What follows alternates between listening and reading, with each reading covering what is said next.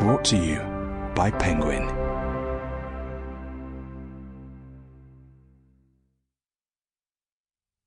Bad Luck and Trouble by Lee Child. Read by Kerry, Shale. The man was called Calvin Franz, and the helicopter was a Bell 222. Franz had 2 broken legs, so he had to be loaded on board, strapped to a stretcher. The Bell was a roomy aircraft with space for 7 passengers. The rear doors were as big as a panel van's, and the middle row of seats had been removed. There was plenty of room for Franz on the floor. The helicopter was idling. 2 men were carrying the stretcher, one backward, one forward.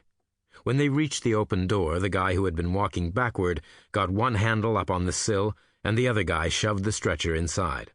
Franz cried out and jerked around a little, but not much, because the straps across his chest and thighs were buckled tight. The 2 men climbed in after him and got in their seats behind the missing row and slammed the doors. A 3rd man bent low under the rotor and held a hand flat on his chest to stop his necktie whipping in the wind. He got in the forward seat, next to the pilot. "Go," he said. The pilot goosed the turbines, and the Bell lifted off the ground, retracted its wheels, and climbed. Then it dipped its nose and hammered north. Below it, roads and science parks and isolated suburban communities slid past and gave way to small, rounded mountains. 20 more minutes took the Bell beyond the mountains, out over the empty desert.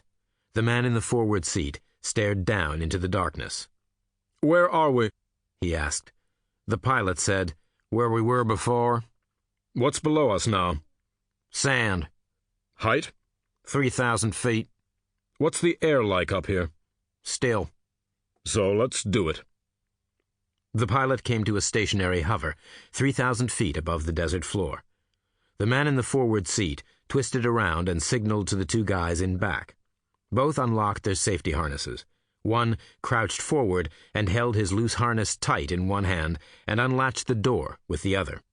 The pilot tilted the Bell a little so the door fell open all the way. Then he brought the craft level again and put it into a slow clockwise rotation so that motion and air pressure held the door wide.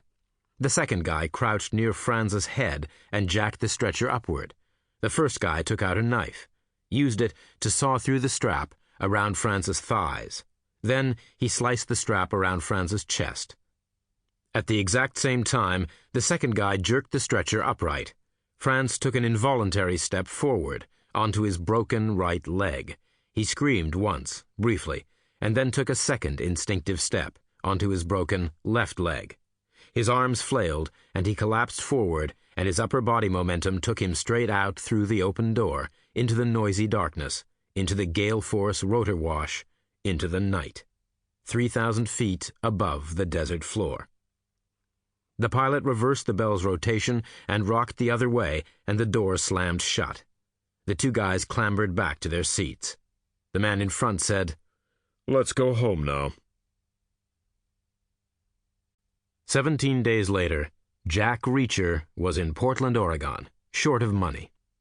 In Portland because he had to be somewhere, and the bus he had ridden had stopped there. Short of money because he had met an assistant district attorney called Samantha in a bar and had bought her dinner before spending the night at her place. Now she had gone to work, and he was heading back to the bus depot, destination as yet unclear. The terrorist attacks of September 11, 2001 had changed Reacher's life in 2 practical ways. Firstly, in addition to his folding toothbrush, he now carried his passport with him. Too many things in the new era required photo ID. And secondly, he had changed his banking methods. For many years after leaving the Army, he would call his bank in Virginia and ask for a wire transfer to wherever he happened to be. But new worries about terrorist financing had killed telephone banking. So Reacher had gotten an ATM card. He used 8197 as his PIN. He considered himself a man of very few talents but some varied abilities, most of which were physical and related to his abnormal size and strength, but one of which was always knowing what time it was without looking, and another of which was some kind of a junior idiot savant facility with... Sample complete. Ready to continue?